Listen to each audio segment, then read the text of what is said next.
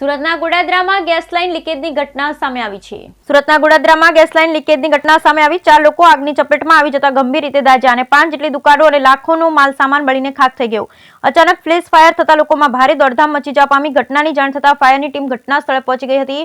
આગ પર કાબુ મેળવવાનો પ્રયાસ કર્યો હતો। ભારે જહેમત બાદ ફાયરની ટીમ આગ પર મેળવી લેતા સ્થાનિક દુકાનદારોએ રાહતનો શ્વાસ લીધો હતો। આગની ઘટનામાં 5 દુકાનો અને લાખોનો માલ સામાન બળી જતા વેપારીઓએ વળતરની માંગ સાથે રસ્તા પર ઉતરી આવ્યા। સુરતના ગોડાદરા વિસ્તારમાં અંડરગ્રાઉન્ડ કેબલ વાયરિંગનું કામ ચાલી રહ્યું હતું। તે દરમિયાન ગેસની પાઇપલાઇનમાં લીકેજ થતા ફ્લેશ ફાયર હતું, જેમાં 4 લોકો આગની જ્વાળાની ચપેટમાં આવી જતા દાઝી ગયા હતા। જોતજોતામાં આગે વિકરાળ સ્વરૂપ ધારણ કરી લેતા લોકોમાં ભારે ફફડાટ વ્યાપી જવા પામ્યો હતો। આગે ધીમે ધીમે 5 જેટલી દુકાનોમાં ચપેટમાં લેતા 2 મોબાઈલ સહિત 5 દુકાનો બળી ખાખ થઈ ગઈ હતી।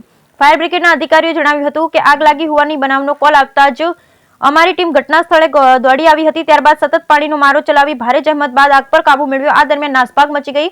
ઉપરની તરફ રહેતા રહીશો નીચે દોડી આવ્યા। આ દરમિયાન એક જ પરિવારના 4 સભ્યોને ઈજા પહોંચી। આગ જ્વાળાઓથી ઇજાગ્રસ્ત થયેલા તમામ લોકોને સારવાર માટે હોસ્પિટલ ખસેડવામાં આવ્યા। Bureau report Sunil Ganjawala.